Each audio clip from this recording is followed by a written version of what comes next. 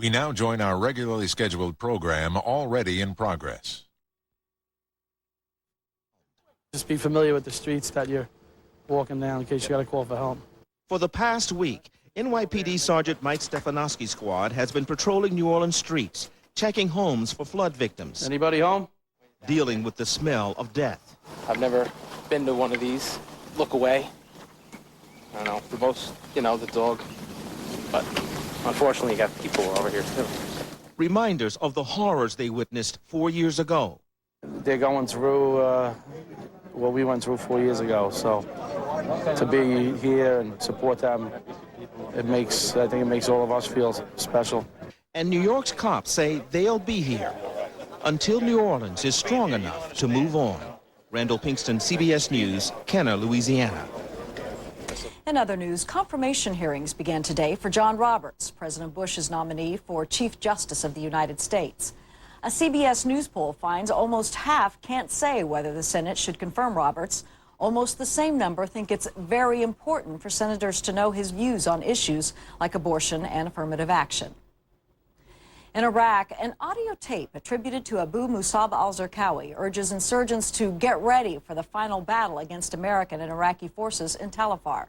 An offensive there has reportedly killed 156 insurgents. And in Samara, another U.S. soldier was killed Sunday. So far, at least 1,897 U.S. servicemen and women have been killed in Iraq since the invasion in March 2003. The Palestinian flag now flies over all of Gaza. Their last Israeli troops pulled out today, ending the country's 38-year occupation of the territory. The final phase of the historic withdrawal was marred by bitter disputes between Israel and the Palestinians over border arrangements and the future status of the coastal territory. Sectarian violence is back in Northern Ireland. Police and British troops say they were attacked by more than 700 Protestant rioters last night in what's described as the worst rioting in years in Belfast. The trouble started Saturday when police blocked a march by Protestants through a Catholic area. On the CBS News Money Watch, gasoline prices have shot up over the past 2 weeks as a result of the effects of Hurricane Katrina. The latest Lundberg survey finds pump prices surged more than 38 cents a gallon, pushing the average price for self-serve regular above $3 for the first time ever. This morning on Wall Street, the Dow Jones Industrials stand at 10,678 after closing Friday, up 82 points. The NASDAQ Composite Index is at 2,175 after adding 9. And we're back in 2 minutes. This is CBS News Up to the Minute.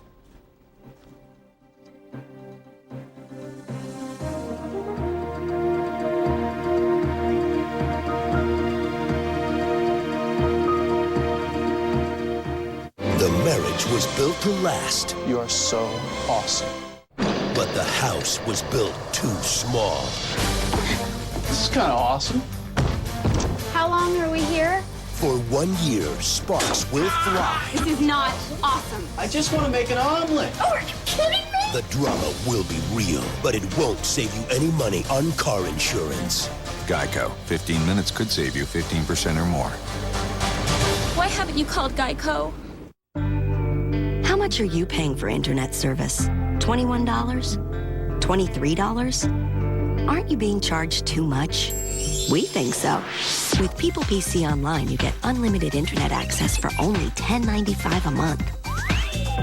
Go to peoplepc.com now to try us free for 30 days and compare us with your current ISP. With People PC Online, you get internet service for less than half of what the big guys cost. And that's just the beginning. You also get more local access numbers than AOL, plus a smart dialer that automatically chooses the fastest, most reliable number. So you always get the best connection. All for just $10.95 a month. Try People PC Online free for 30 days and see for yourself. Go to peoplepc.com for a quick 3-minute download of our easy-to-use software. Or call 1-800-748-3058. People PC Online, a better way to internet. Are billions in relief aid getting to those who need it most? All this week, Cheryl Atkinson is on The Crisis Check on the CBS Evening News with Bob Schieffer. Experience you can trust. This week, do you know the truth about teenagers and sex? What's going on at parties, at school, online? Hear what the teens reveal to our expert. And it's your chance to meet the new castaways of the new season, Survivor Guatemala. Who will be stranded in the land of the ancient Maya? Who are the two most popular past survivors coming back? Plus, Jodie Foster and Gwyneth Paltrow on The Early Show. It's 40 past the hour. Senate hearings begin today for President Bush's nominee for the Supreme Court, Judge John Roberts. The hearings for Roberts, who was named to replace the retiring Justice Sandra Day O'Connor, have taken on new importance since the death of Chief Justice William Rehnquist. Roberts, who once clerked for Rehnquist, is now the man being considered to replace him and will face questions this week about his rulings, writings, and perhaps his personal views. This morning, we're joined by CBS News legal analyst Andrew Cohen, who has been studying Roberts' history and has a few questions of his own. Good morning, Andrew. Good morning, Melissa. In your legal writings, you have posed 4 questions that you would pose to Judge Roberts if you could. So we're going to give you that opportunity. First, the subject of judicial independence. What would you ask him? Yeah, I mean, I think that's a big issue, Melissa, especially after the Terry Schiavo case earlier this spring. There is a great trend in the law that, for Congress, especially the House leadership, members of John G. Roberts Jr.'s own party, to really criticize and challenge the authority of federal judges when those judges issue a ruling that the leadership doesn't really get happy with.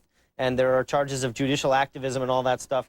And that is a disturbing trend. It was important enough to the late Chief Justice William Rehnquist that he talked about it in his State of the Judiciary remarks that he prepared back in January. He was concerned about it. So I would want to ask his mentee, John G. Roberts Jr., the man who is presumably going to get that seat, what do you think of it?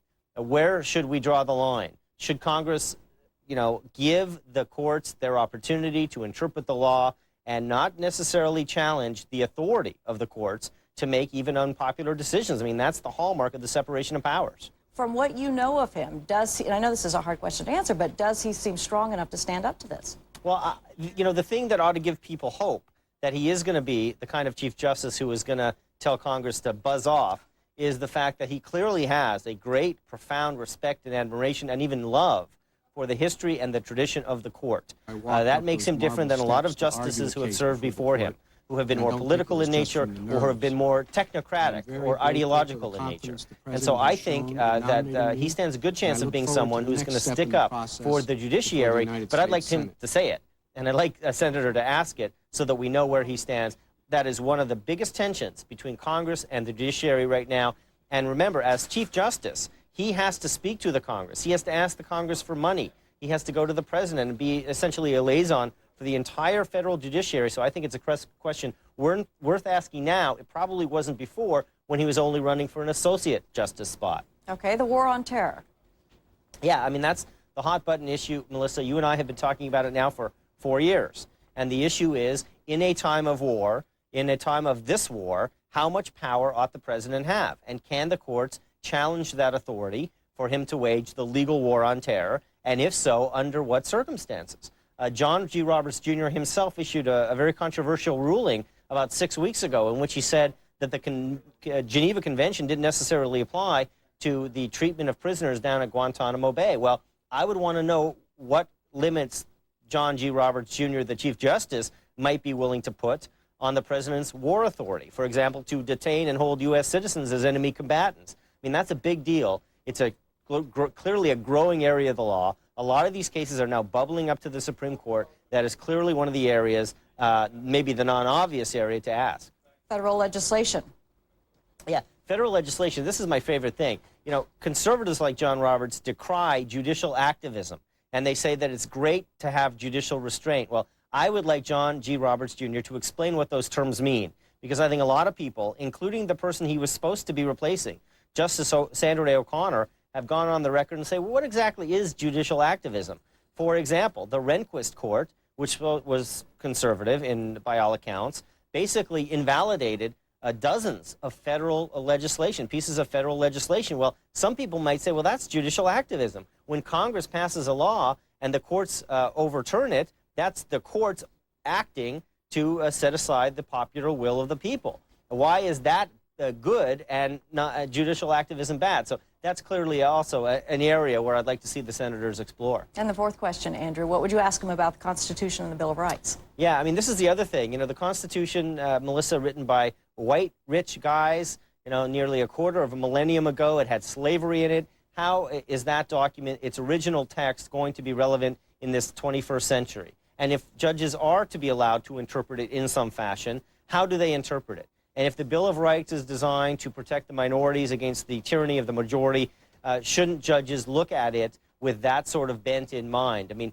these are questions at the heart of the core fundamental debate within the law between right and left, between conservative and liberal, and I'd like to see the justice, the soon-to-be Chief Justice, talk about it and explain his views more fully. Even if people don't disagree with or don't agree with him, at least they'll know better where he stands. So those are my 4 big areas.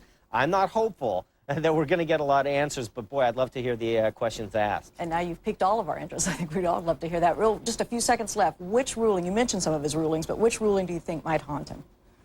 Well, I mean, this Guantanamo Bay ruling, Melissa, from a couple of months ago now, when he was really literally on the short list for the position he's about to take, he needs to be asked about that. He needs to be asked about some of his decisions relating to the Environmental Protection Agency, federal laws like that. It'll be interesting to see. All right. CBS News legal analyst Andrew Cohen, thanks for being with us. It's my pleasure. And we'll be right back.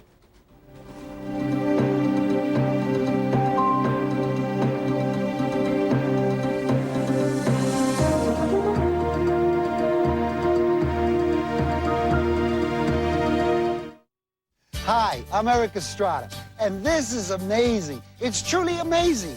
Beautiful beaches, gorgeous sunsets, crisp, clean air, and explosive growth. I love it. Now listen carefully because you could be here too, right here on the beach located in Ocean Shores, Washington. Now, when I say here, I don't mean as a visitor or a tourist. I mean as an owner, a property owner. So many things to do, bike rides. Driving on the beach and playing in the sand. It's very nice to take a horse ride. The restaurants are really good. Seafood's great. I think it's as good as you can get. Beats California beaches any day. We found the property here to be very inexpensive, and that's why we bought here, and we really enjoy coming here. Ocean Shores is definitely a growing city. I love Ocean Shores. You can go from sunrise to sunset. You're gonna love it. Washington is one of the fastest growing states in the country. The U.S. Census Bureau projects Washington to have a 41% population increase by the year 2010. Property in an ocean community is nearly impossible to find. And Ocean Shores is one of the last developments that gives you the opportunity to buy a piece of paradise before it's all gone. The good people at National Recreational Properties are so confident that you will fall in love with Ocean Shores that they are willing to fly you and a guest to see all the magnificent qualities you just witnessed on your TV firsthand. We call it our Fly-In Weekend. You'll get round-trip airfare on a commercial airline for 2, ground transportation, beautiful hotel accommodations, and of course, your personal tour of the beautiful home sites you just saw at Ocean Shores. For a limited time, if you sign up online for your free weekend, we will give you $200 off the purchase price. Come visit this incredible ocean community for free. Start planning your future by owning Washington real estate. Hi, Dan Dolan here, asking whether you have problems with nasty soap scum, limescale buildup, ground-in dirt. These everyday problems are no match for new Easy Off BAM Power Grime and Lime Remover. Spray it on and soap scum is easily removed. Limescale contains calcium. If Easy Off BAM dissolves solid calcium this fast, imagine how it works in your sink. Look how it makes this old penny shine. As good as new. Indoors, outdoors, Easy Off BAM cleans all your everyday problems. New Easy Off BAM. BAM, and the dirt is gone. Are billions in aid getting to those who need it most? Crisis Check on tonight's CBS Evening News. Today, military planes will fly over New Orleans, spraying for flies and mosquitoes to help alleviate the spread of disease from the city's highly contaminated floodwater. Mark Strassman has more. At his carpeting and tile business, Gilbert Schmidt thought he had seen everything a flood could bring. Water came about right here. But nothing's prepared him for Katrina's unhealthy aftermath. In his store, his home, and flooded houses all over. And the mold had like 5 different colors, so I didn't know which mold it was.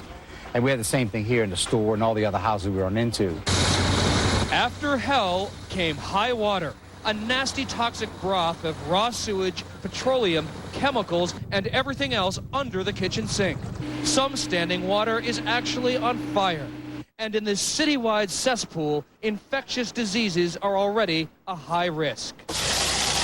In one area, Baltimore firefighters showered every vehicle going in or out with decontaminants. Hep A and B, tetanus? Everything. Okay. Cops and emergency workers lined up for free tetanus and hepatitis shots. Some of them already have mysterious rashes. So we had decaying bodies, raw sewage, you name it, it's in there. Once these floodwaters recede, the silt left behind becomes the next major worry. Contaminants that could reach the levels of hazardous waste. Imagine that cleanup on this scale. In and around New Orleans, state environmentalists are taking water samples, awed by this disaster's unprecedented scale. Just the massive size of it, Right. as well as the potential concerns. Right. Long-term potential concerns Significant. is enormous. In some parts of the city, drinking water may be years away. And wherever water lingers, so do health worries. The longer it stays in the carpeting, all that toxic water and all of it, the longer it stays in there, the worse it's going to be. The Big Easy could now become infamous for its environmental hotspots that could take years to cool down. Mark Strassman, CBS News, New Orleans. After Hurricane Katrina hit, many families were uprooted and relocated in shelters far from home.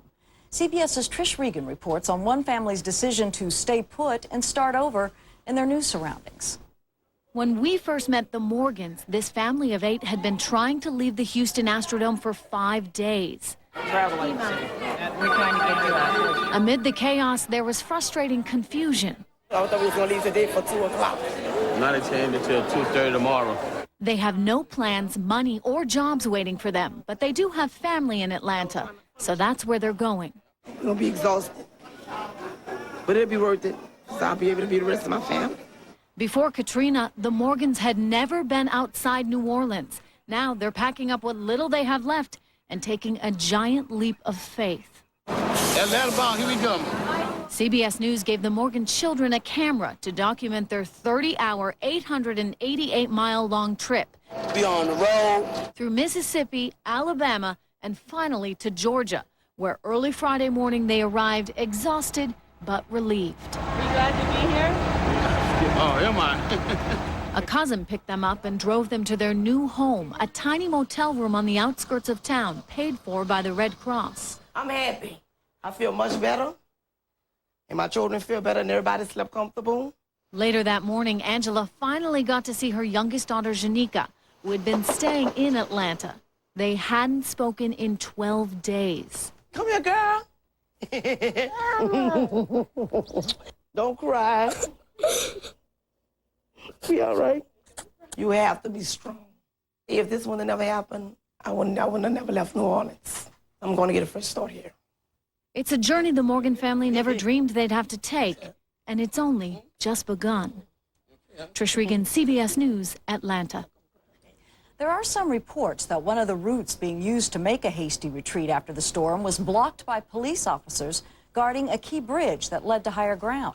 Kelly Kobiea reports. Come on, join us. There's buses waiting for us. All we have to do is walk across the bridge. This was the lifeline to dry ground, the Crescent City Connection, a crucial escape route out of a flooded New Orleans plagued by looters across the Mississippi River to the small city of Gretna. But Gretna police cars blocked their way, and witnesses say that officers forced them back, firing warning shots in the air. And all of a sudden there's shooting. And we've been hearing shooting constantly. So that wasn't so unique, but it was so close. And everyone starts running back towards us, yelling, the police are shooting at us. And Lori Beth and I are thinking, this doesn't make sense. It's a mistake. Yeah. Why would the police shoot at us? We had no more to offer here than they did in New Orleans. We did not have food. We did not have water. We did not have shelters here. Gretna's chief of police makes no apologies.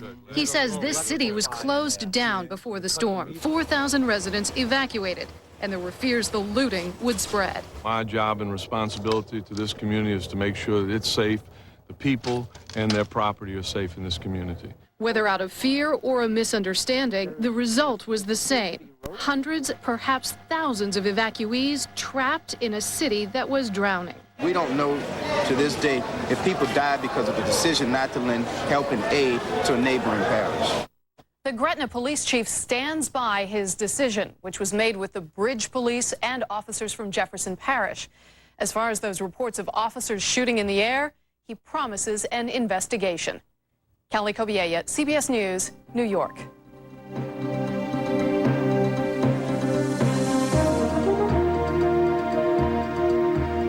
No one expects to go to jail, so when the unexpected happens, call Amos E. Williams Bail Bonds. We will get you out fast. You have a right to bail, so you can get out and defend yourself. Amos E. Williams Bail Bonds will get you out. It's your right. If being locked up isn't becoming to you, you should be coming to us. Amos E. Williams Bail Bonds.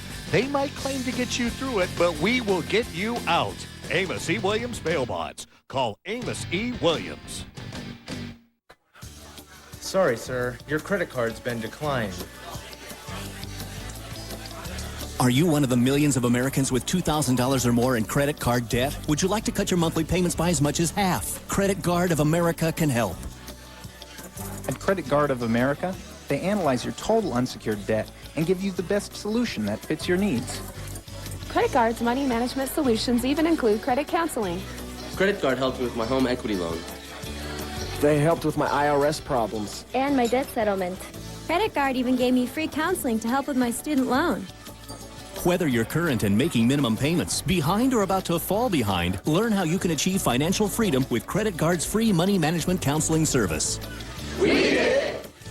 Pick up the phone and call right now to speak to one of Credit Guard's certified credit counselors. If you're in debt $2,000 or more, Credit Guard can help you solve your financial worries. Call 800-213-5174.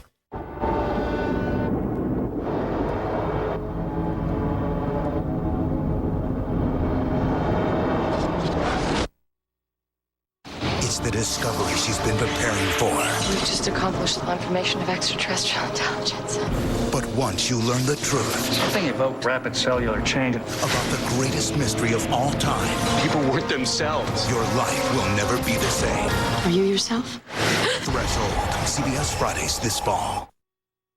The images of Hurricane Katrina's devastation of the Gulf Coast have been headlining the news both domestically and internationally these past 2 weeks, weighing heavily on America's collective conscience. Andy Rooney is no exception. I was trying to make a list of the 5 cities in this country that Americans like best. Here's my list. You may disagree. San Diego, San Francisco, Charleston, Boston, and the winner for best love, New Orleans. Hard to believe this is what our best loved city looks like now. In World War II, I saw cities in Germany like Cologne, which were 90% destroyed by our bombs. Now it's thriving again. London was badly damaged. Now it's full of life. So there's hope for New Orleans. It's that damn water, though. There was no water in Cologne or London. Millions of Americans visited New Orleans. Everyone wants to go somewhere, and New Orleans was always a great place for us to go. I hate hearing myself saying was all the time. My father took me to Antoine's restaurant in New Orleans when I was 10, and I thought it was the best restaurant in the world. I still go to Antoine's when I'm there. I even had a favorite waiter. I never missed the Acme Oyster House either. I worry about what happened to that. There were so many great restaurants in New Orleans. Everyone had a favorite. You argued about which was best. New Orleans was the birthplace of what may be America's most important contribution to the world's culture, jazz music.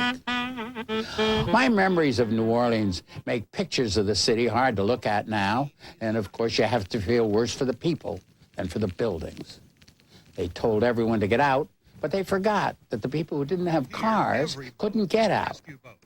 When I see pictures of these helpless people outside the Superdome, I'm embarrassed to think about the great times I had inside it. I saw 3 Super Bowl games there. You could walk to the Superdome from your downtown hotel. I was there in 1986 when the Chicago Bears beat the New England Patriots. I was at the Republican convention in the Superdome in 1988. Everyone's agreed that our government did not do a good job helping the people of New Orleans who needed help so desperately. If we took a vote tomorrow, New Orleans might still be America's favorite city. George W. Bush probably would not be our favorite president. And we thank you for joining us this half hour. This is CBS News Up to the Minute. news 24 hours a day. Log on to cbsnews.com.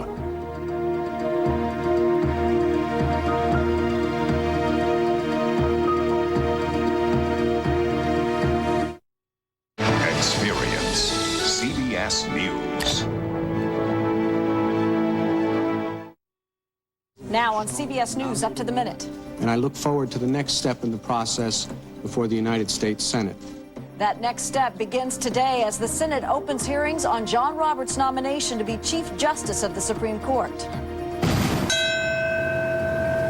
And remembering those lost 4 years ago in the September 11th terrorist attacks. Keep looking over all of our family.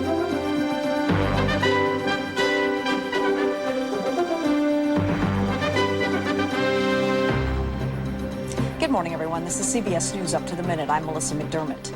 For the first time in almost 20 years, hearings on a presidential nominee for Chief Justice of the Supreme Court get underway today. Hearings on John Roberts' nomination will be televised. Committee Chairman Arlen Specter says it would be inappropriate to question Roberts on whether he would overturn the landmark Roe v. Wade decision that legalized abortion. That's one of many issues expected to come up. CBS's Gloria Borgia reports. Every Supreme Court nomination is important, but this one is historic. As a former Rehnquist law clerk, Judge John Roberts was a pallbearer at his funeral last week. And now he's the man chosen to replace him. If I am confirmed, I would succeed a man I deeply respect and admire. Given the political fallout from Hurricane Katrina, President Bush was not looking for a fight.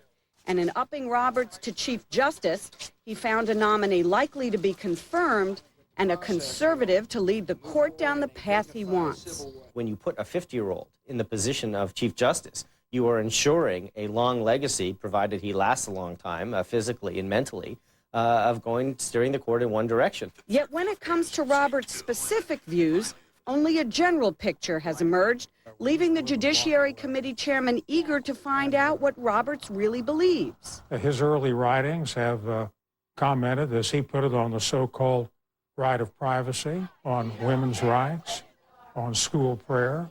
And do those writings give you some concern? My job is to raise questions. But the answers are sure to be vague, since Roberts has few controversial writings to account for. I find most of what he's done is so bland that I didn't get very excited by it.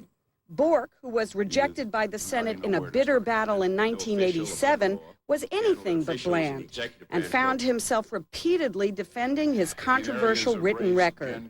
He says Roberts won't need to do that. What do you expect he'll do? Punt. But that won't be easy. Now that the stakes are even higher, expect both sides to be more aggressive in their questioning. After all, Judge Roberts could lead the High Court for the next few decades. Gloria Borgia, CBS News, Washington. President Bush wraps up his third visit to the disaster zone left by Hurricane Katrina with a tour of New Orleans and a convoy of military vehicles. But as criticism of the president's handling of the crisis continues, life is slowly getting back to normal in New Orleans. Trash collection has resumed for the first time since the storm, and some residents were allowed back into town to inspect the damage to their homes. CBS's Byron Pitts reports. Authorities now estimate these floodwaters should be out of New Orleans by mid-October. That's an encouraging sign for a city in desperate need of good news. The search for the living in New Orleans is all but over. The focus now recovering the dead. A grim task made easier by the steadily decreasing floodwaters, which drop an average of 6 to 12 inches per day. Still, it is a daunting task. Misery on a scale not even those who worked in New York after 9/11 have seen before. Even on September 11th, as horrific as that was, it was isolated to, a certain city, a small part of it. This is just devastating from the magnitude. But as teams move inside flooded homes, they've recovered fewer bodies than first feared. I think we can expect that number to be a lot lower than what's initially given out in that emotional moment. For all of the pain Hurricane Katrina has caused, glad to be home. It has also brought perspective. Families were allowed back into parts of Plaquemine Parish, southeast of New Orleans. Bad as it is, people like Alethea Black are still grateful. You're blessed that you have your life compared to the people in New Orleans. I'm definitely blessed. Yes, lives were spared in Plaquemine Parish, but countless livelihoods were lost. These were all live plants when we left here Sunday before last. This greenhouse business belongs to Charles Dampier's son. If I could get a sale for it right now at a decent price, I'd go. He'd lived here 50 years. As much as I like South Louisiana, I wouldn't stay this close to the coast. And that's the reality for thousands of families here. Their homes simply can't be repaired. The same is true for a countless number of small businesses. Byron Pitts, CBS News, New Orleans. Hurricane Ophelia is making waves in the Atlantic, causing some residents on North Carolina's Outer Banks to be ordered to evacuate. Tropical storm warnings went up for the Carolina coast. Hurricane Ophelia is hovering 250 miles out in the Atlantic with top sustained winds of 75 miles an hour. Twin beams of blue light inspired by the fallen towers of the World Trade Center light the sky over Lower Manhattan and Ground Zero this morning. It's part of the commemoration of the 4th anniversary of the September 11th attacks, which included remembrances in Washington and Pennsylvania. CBS's Sharon Alfonsi reports. When you talk about Ground Zero now, you have to ask which one. There's New Orleans, and then there's New York. On the 4th anniversary of the attack on the World Trade Center, the country collectively bowed its head to remember that day. In Washington, they marched. In Pennsylvania, they paused. In New York, siblings of 9/11 victims read the names of their loved ones. And our brother, Jonathan Eric Briley. But even with all eyes focused on this empty space, some thoughts wandered south. Brings you right back to square one. Eerily the same. Eerily the same. Loved ones lost, not sure where they are, not sure whether they're alive or dead.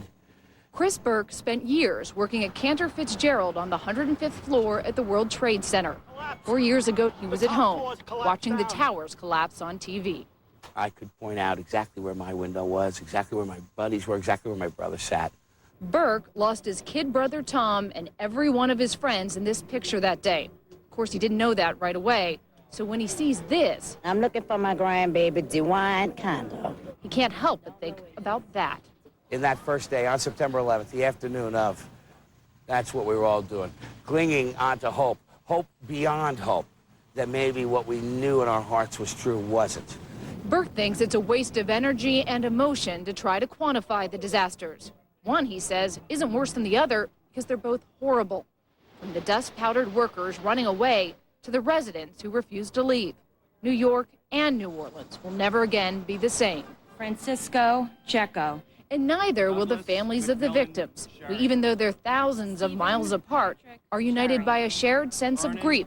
Most of us pray we'll never know.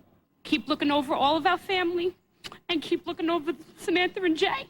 Sharon Alfonsi, CBS News, New York.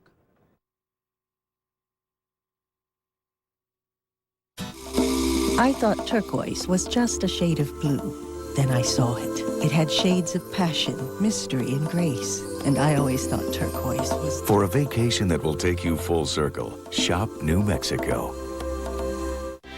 I needed to relax, so I took a vacation to New Mexico. Ironically, I learned the best way to blow off steam is to be surrounded by hot air. And just a few days ago, I needed to... For a vacation that will take you full circle, unwind in New Mexico.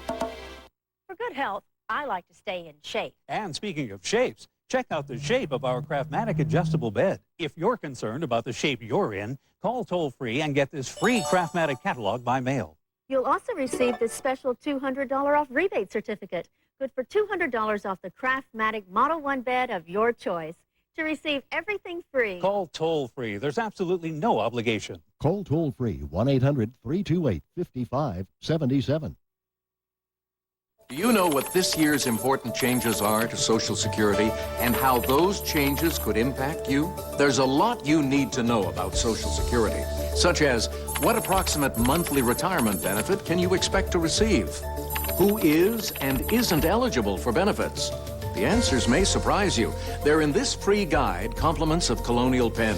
Did you know Social Security was not designed to pay your final expenses? The fact is, Social Security only pays a $255 lump sum benefit that can be used for funeral expenses. Unfortunately, Today's average funeral costs more than $6,000. The good news is Colonial Penn offers guaranteed acceptance life insurance to help pay final expenses. The rate is guaranteed to never increase, and your benefit will never decrease due to age.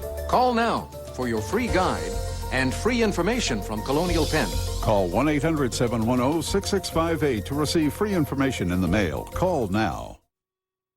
It's 10 past the hour. The newest threat to America came on the 4th anniversary of the September 11th attacks. A videotape of a man believed to be a California native, an al-Qaeda member, was delivered to ABC News in Pakistan. Yesterday, London and Madrid. Tomorrow, Los Angeles and Melbourne, Allah willing. And this time, don't count on us demonstrating restraint or compassion.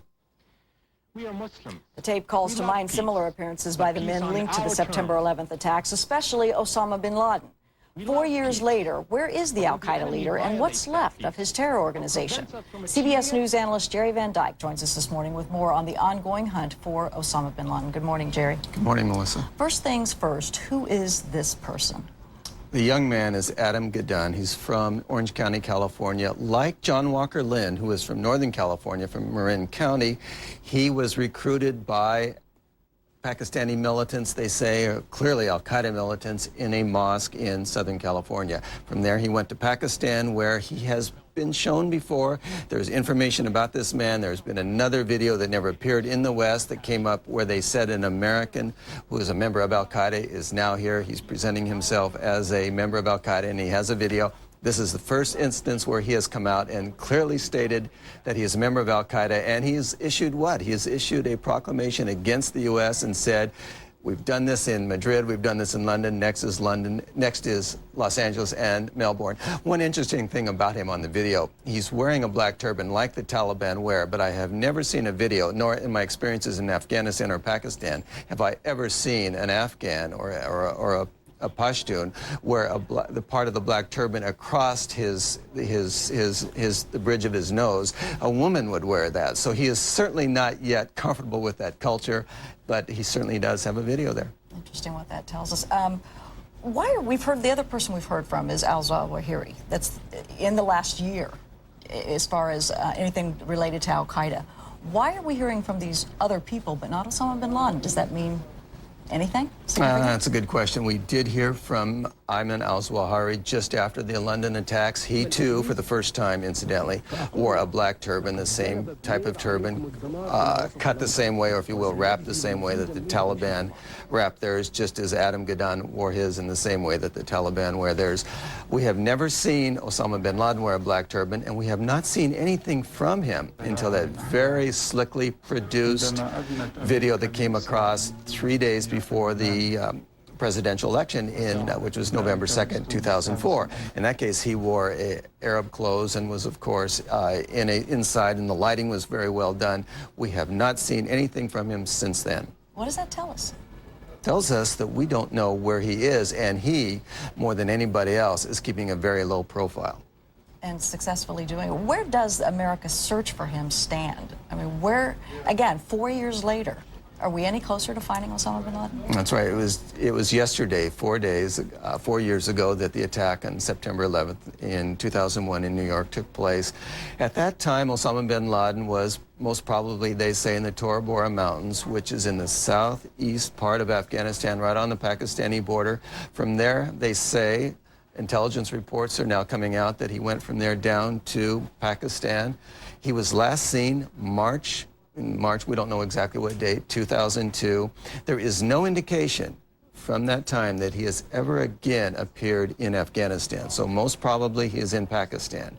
There's a very interesting documentary that appeared tonight on the History Channel, which talked about the various places where he's lived and where perhaps can we deduce from that he might be today. It's interesting to note that he has always lived in what we call compounds, whether it was in Khartoum in Sudan, whether it was in Jeddah in Saudi Arabia, whether it was in Afghanistan in Kabul or in Kandahar. He was always in a compound, and these were the houses there, and then there's a courtyard. Outside the courtyard is a very tall, generally 10 to 12 feet high wall to keep people out, and in which he could have his family, and he's most probably with his family. Don't forget, he has 4 wives, he has children. It's been 4 years since we have seen him, so therefore he is probably not spending all his time alone. As ascetically inclined as he is, that is to say that he likes to appear as one of the people he has spent a lot of time with, the Mujahideen. He likes to live as they did and present himself as a man who is not a wealthy man, but as a man of the people. Most probably he is in a compound, and it appears that even though the main al-Qaeda, I won't say leaders, but those who are close to him have all been captured in cities, most probably he is along the Afghan-Pakistani border, in Pakistan, in a compound, and we don't know where because it's a 40,000 square mile region. As far as al-Qaeda, though, and the Taliban today, how much is Osama bin Laden in charge of that, or has it been handed over, and really has his power been diluted, so to speak, and given to other people? I don't really think it matters.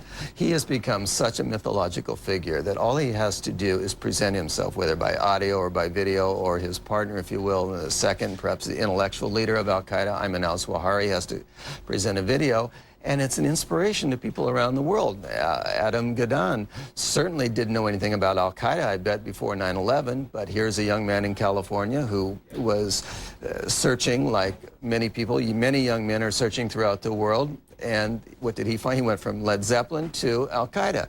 And there could be any number of people. Those who were a part of the attacks in London, most probably, there's no indication whatsoever that any of them attended any training camp in Afghanistan, but they probably saw a video.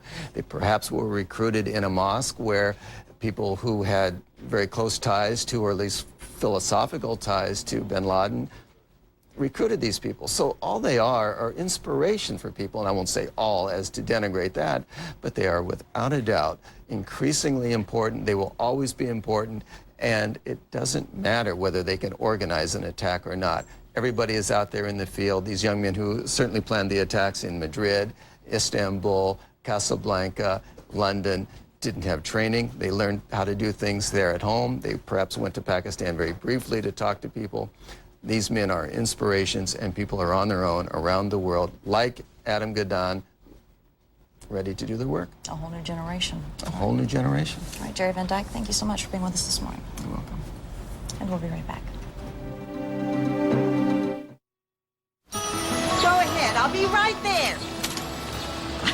Wouldn't it be great if life worked like this parking meter? I could keep putting quarters in and stay here with my family forever. Of course, life doesn't work that way. That's why I bought life insurance from Colonial Penn, to help make sure my final expenses won't become my family's problem. And it costs me about $1/4 a day. For about $1/4 a day, just $7.95 a month per unit, Colonial Penn offers guaranteed acceptance life insurance to people ages 50 to 85. These days, funeral costs alone average over $6,000. Now you can get help with no medical exam, no health questions. And the rate of $7.95 a month per unit is guaranteed never to increase. Remember, if you're age 50 to 85, you cannot be turned down for any reason. After the first 2 years, your benefit will never decrease. As long as you pay your premiums, your coverage can never be canceled, and your policy builds cash value you can borrow against. Call 1-800-443-5600 to receive free information in the mail. You'll get this handy guide to Social Security absolutely free. That number again is 1-800-443-5600. Call now. The way I see it, about $1/4 a day is an affordable way to make sure my loved ones have help to pay my final expenses. A little black dress is always in style, but even a little dandruff shows. My old dandruff shampoo wasn't into black, so I switched to Selsun Blue. Doctor recommended for flakes and itch with Aloe moisturizers for healthier hair and scalp. Never wear black without the blue. Selsun Blue. I'm a nurse, and washing my hands all day makes my skin raw. Gold Bond Ultimate Healing Lotion. 7 intensive moisturizers and 3 vitamins. It works better than any lotion I've ever used. Don't take our word for it. Take yours. Gold Bond Ultimate. This stuff really works. Are billions in relief aid getting to those who need it most? All this week, Cheryl Atkinson is on the Crisis Check on the CBS Evening News with Bob Schieffer. Experience you can trust. This week, do you know the truth about teenagers and sex? What's going on at parties, at school, online? Hear what the teens reveal to our expert.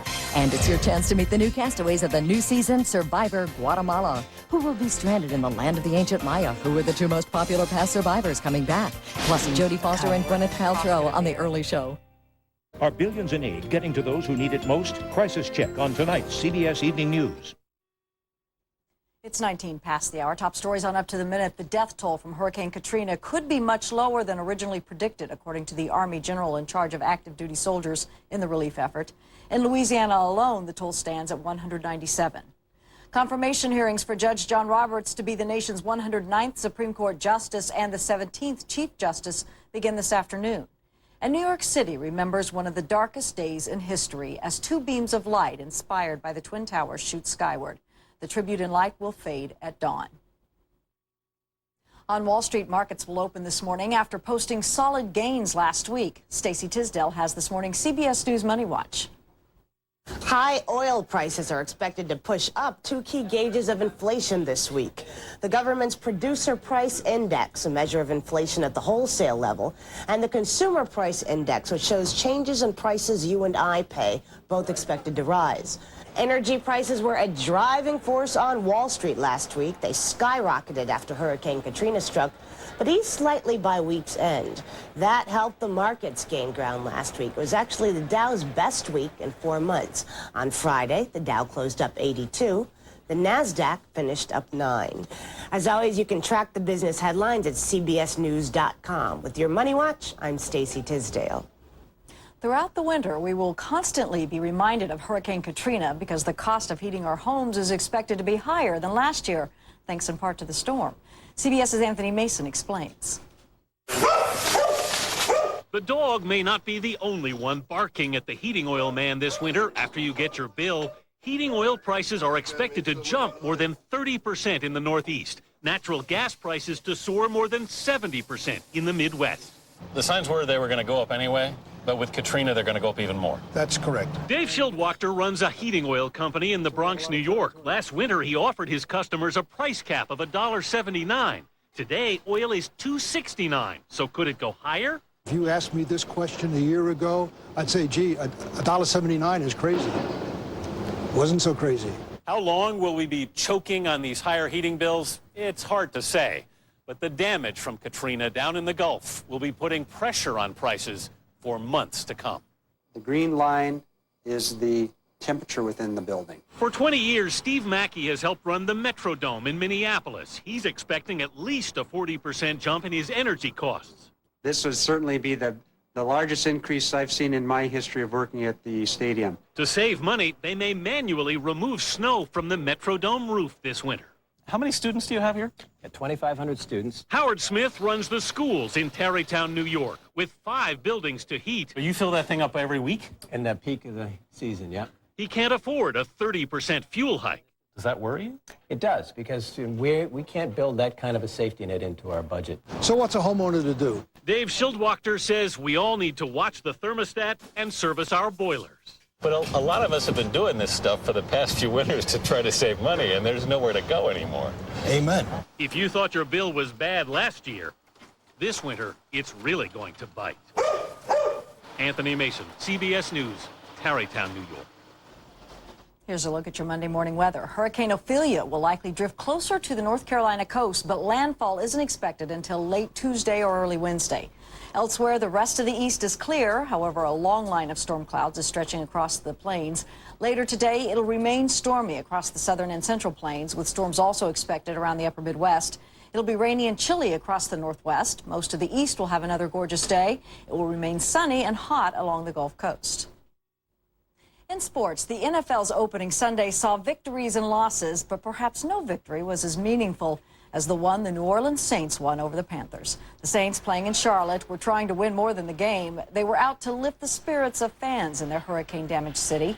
And in the final seconds, they didn't disappoint. John Carney broke the 20-all tie with a 47-yard field goal to win it for the Saints 23-20. In Miami, the perennial playoff favorite Denver Broncos had quite a time battling the 90-degree heat and the Miami Dolphins. Denver lost cornerback champ Bailey with an injured shoulder. Then the wheels fell off. Miami QB Gus Frerotte went 24 for 36, including 2 TDs. Dolphins won it 34-10. And in tennis, it was the battle of the best, and in the end, it was Roger Federer who came out on top. Federer defeated Andre Agassi in the men's finals at the U.S. Open 6-3, 2-6, 7-6, 6-1. It was his second straight Open title and 6th Grand Slam win. Afterward, Agassi said Federer is the best player he's ever faced.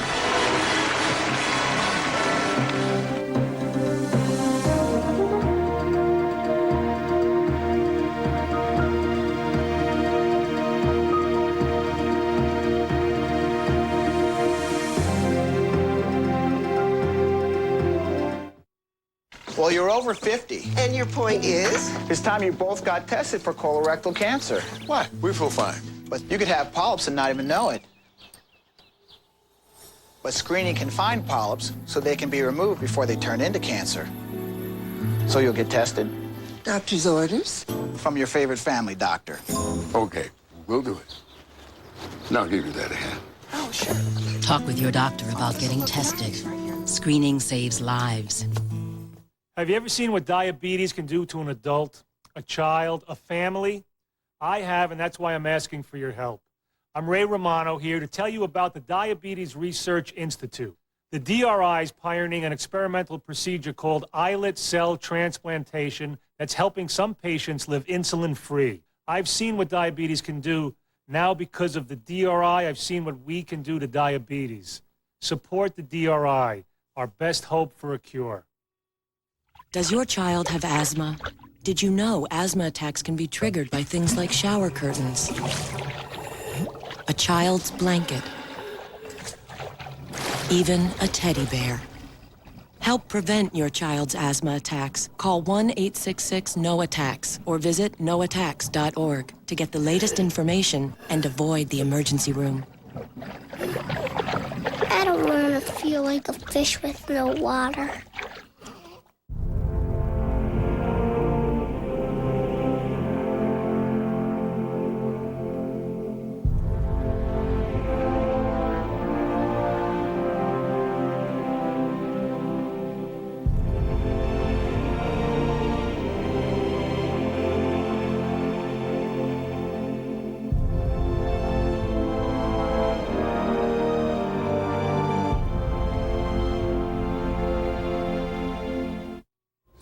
Years ago, after 9/11, New Orleans was among the first American cities to send help to New York City.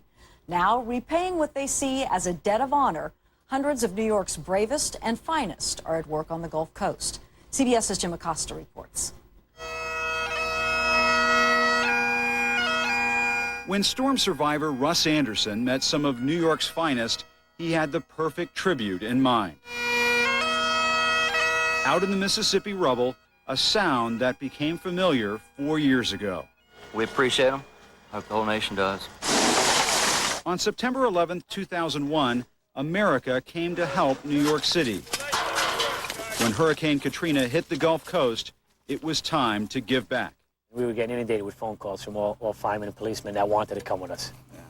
Inundated. Inundated. Everybody wanted to come. What up, guys? Joe Downey leads New York City's urban search and rescue team. Come on, search. This is their first deployment outside New York since that September morning. The team lost almost everything that day: rescuers, equipment, and its leader, Joe Downey's father. You guys recognize how choked up people still get when they see you? Sure. The first person we met, she just broke down and cried on our shoulder. Everywhere they go, they are struck by images they've seen before. Just as rescuers across the country answered the call at Ground Zero, they've come to the Gulf Coast. Many of them have not seen each other since around this time 4 years ago. For these New Yorkers, the mission has changed, but their sacrifice is always remembered. Yeah, hang in there, bud. It'll be all right. Jim Acosta, CBS News, Gulfport, Mississippi. Experience CBS News. No one expects to go to jail, so when the unexpected happens, call Amos E. Williams Bail Bonds. we will get you out fast. You have a right to bail, so you can get out and defend yourself. Amos E. Williams Bail Bonds will get you out. It's your right. If being locked up isn't becoming to you, you should be coming to us. Amos E. Williams Bail Bonds. They might claim to get you through it, but we will get you out. Amos E. Williams Bail Bonds. Call Amos E. Williams. Sorry, sir. Your credit card's been declined. Are you one of the millions of Americans with $2,000 or more in credit card debt? Would you like to cut your monthly payments by as much as half? Credit Guard of America can help. Credit Guard's money management solutions even include credit counseling. They helped with my home equity loan. And my IRS problems. Whether you're current and making minimum payments, behind or about to fall behind, learn how you can achieve financial freedom with Credit Guard's free money management counseling service. We did! We're with Tom Cruise on the MI3 set next ET. President Bush greets rescue workers in New Orleans during his third visit to the hurricane-ravaged region. New threat, Hurricane Ophelia sits off the Carolina coast where residents keep a close watch. And remembering 9/11, memorial services for the victims of this nation's worst terrorist attack. This is the CBS Morning News for Monday, September 12th.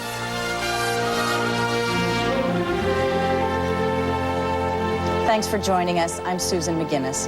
President Bush is in New Orleans, and this morning he will take his first ground tour of the devastated city. New Orleans' main water treatment plant is operating, and trash collection has begun.